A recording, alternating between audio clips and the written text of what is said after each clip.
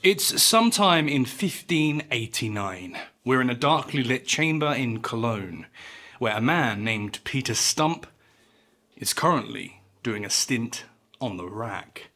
As bad as it may be, though, the man currently being pulled limb from limb will soon go on to endure something far worse: being broken on the wheel.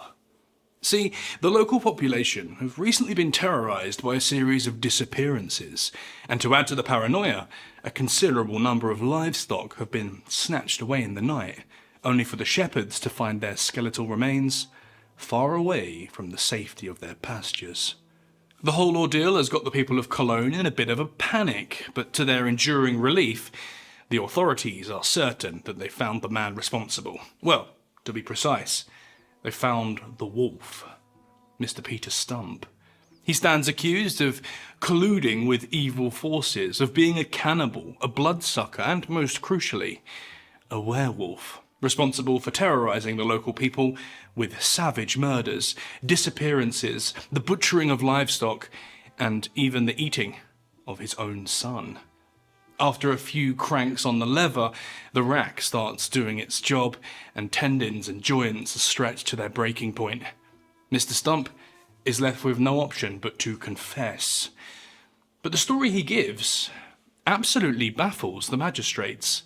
He says that he's been given a belt by Satan, and that whenever he wears it, he transforms into the likeness of a greedy, devouring wolf, strong and mighty, with eyes great and large, which in the night sparkled like fire, a mouth great and wide, with most sharp and cruel teeth, a huge body, and mighty paws.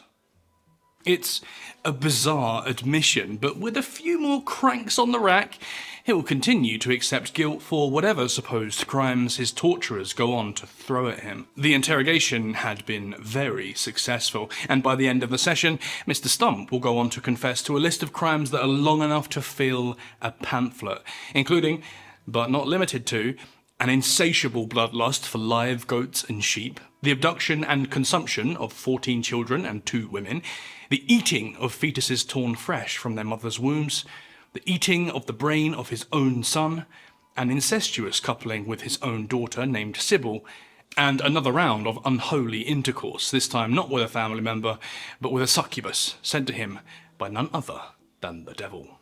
For the magistrates of Cologne, this receipt of wrongdoing is all they need to push for the harshest recriminations possible. Peter Stump was a werewolf, and was about to experience the full weight of God's law. And so on the 31st of October 1589, Mr. Stump was put to death via the breaking wheel. In the particular case of Stump, the details aren't that well recorded, but we know enough about the wheel to know it was bad news indeed, because it was a feature of Crime and Punishment at the time. In the Schauspiel, an important legal document compiled during the period of the Holy Roman Empire, the breaking wheel is set out as the go-to sentence for crimes like murder, since it serves as a mirror punishment to the crime. Mirror punishments are a bit like lex talionis, in that they're supposed to be reflective of the crime committed. But instead of being proportional, like the talionis, i.e. an eye for an eye, they're instead closer to poetic justice, meaning that the punishment's resemblance to the crime comes first, but the severity of the recrimination can either be milder than the crime or far, far more extreme. In the case of Peter Stump, it would take its most extreme form. The ordeal started by having Stump tied to the side of a large wheel, which laid horizontally on the ground, with arms and legs fully extended into a spread eagle position. Once he was fully restrained, the wheel was then pushed upright so that he was kind of crucified against the spokes and completely immobile. At this stage, the executioner would take red-hot pincers that had been waiting in a lit brazier, and with a slow and methodical pace, the pincers would grip chunks of the flesh before the executioner twisted the handle and stripped the gobs of skin and fat away with a violent tug. He was said to have endured this procedure on 10 different spots on the torso before it was then applied to his arms and legs. This would have taken at least an hour, and let's bear in mind that the process hadn't even properly begun yet. This was was just the prelude. Next up, it would be time for him to be actually broken, hence the name, the breaking wheel. How the breaking actually happens depends on the particular whims of the executioner and the time and place that it occurs, but in either case, the result is the same. Both of the legs and both of the arms are smashed to pieces, utterly broken. In some cases, this could actually be done before the victim was tied to the spokes, and the executioner would instead pick up the wheel and raise it over his head before driving it down to crunch through the kneecaps, elbows, shins, wrists, forearms, and feet of the victim below. Oftentimes, this would be a slow and clumsy process as the executioner stopped to gather his strength between each of the crushing blows, lifting the heavy wheel above his head over and over before slamming it back down onto the victim. This would then end in one of two ways. If mercy was to be granted, the wheel would be slammed onto the chest and ribs of the victim, destroying lung function and causing death by asphyxiation.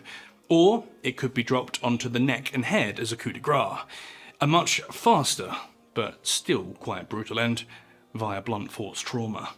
If mercy was not granted, however, then the victim's mangled body would be scooped back up onto the wheel before their broken limbs would be wrapped around the spools. These mangled arms and legs would often require an encouraging shove, accompanied by more gut-wrenching snaps from the shattered skeleton, in order to actually get these limbs into position, and predictably, it would allow the sharp edges of broken bones to pierce their way through flesh and skin. Horrific as it was, though, this was the more typical method, and the one detailed in the Zürcher Blutgerichtsordnung, or the Zurich Blood Court Ordinance. For Peter Stump, though, proceedings would take a slightly different flavour. Rather than using the wheel as a hammer by which to crush the vulnerable limbs, it was instead used as an anvil to secure him into place as he absorbed one blow after another to his shins, ankles, thighs, biceps, shoulders, elbows, and wrists. The blows were delivered by the blunt side of an axe, swung one strike at a time with sickening precision and brutal force. When finally shattered, the limbs were untied, wrapped around the spools in unnatural positions, and tied once again, leaving him no longer resembling a person, but instead an agonized torso, fastened in place like a human pretzel, surrounded by mutilated limbs. At this stage, typical procedure would then be to mount the whole display onto a pole so that the crucified wretch would be left to dangle, half alive and wholly broken before the audience, to die finally by exposure, whilst being picked apart by hungry buzzards, grateful for a fresh meal stripped away from living flesh.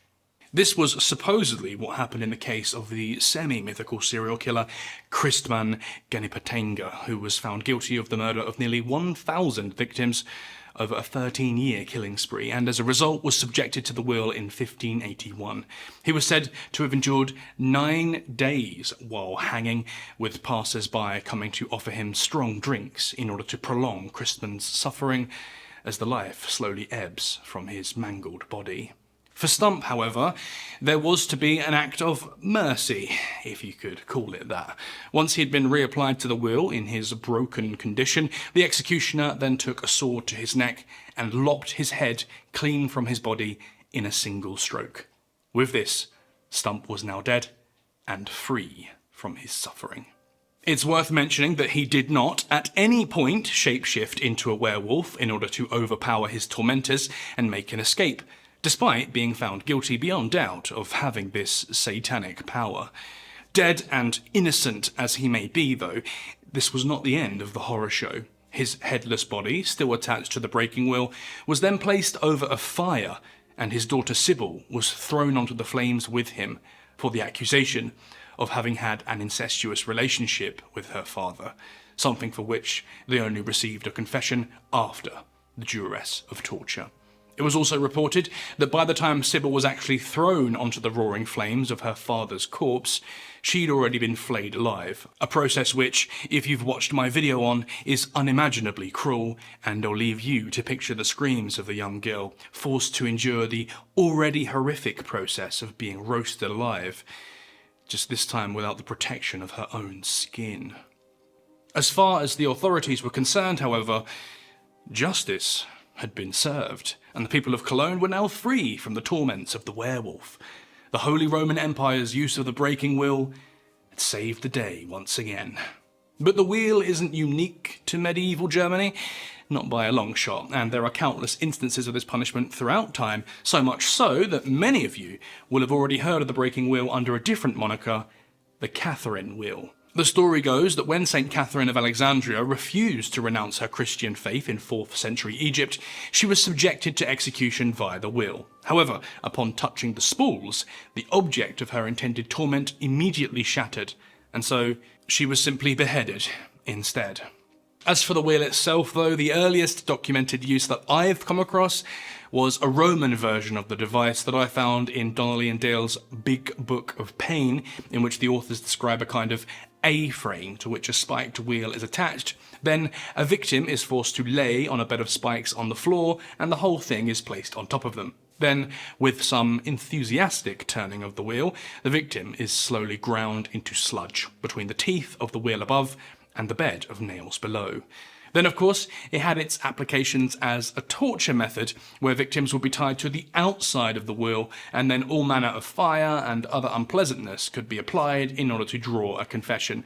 But in reality, it lives on as a method of execution which includes torture, and not a typical tool of interrogation. One particularly grim case that is well recorded comes from 18th century Sweden, when a man named Johann Patkull suffered this grim fate after being charged with treason. His death was recorded by a priest named Lorenz Hagen, who witnessed the execution, and I'll give you his exact words. The executioner gave him the first stroke. His cries were terrible. "Oh, Jesus, Jesus, have mercy upon me." The cruel scene was much lengthened out and of the utmost horror, for as the headsman had no skill in his business, the wretch under his hands received upwards of 15 blows, each of which were intermixed with the most piteous groans and invocations of the name of God. At length, after 2 strokes given on the breast, his strength and voice failed him. In a faltering, dying tone, he was just heard to say, "Cut off my head." With the executioner still lingering, Patkull himself placed his head on the scaffold. In a word, after 4 strokes with a hatchet, the head was separated from the body, and the body quartered. Such was the end of the renowned Patkull. God have mercy on his soul.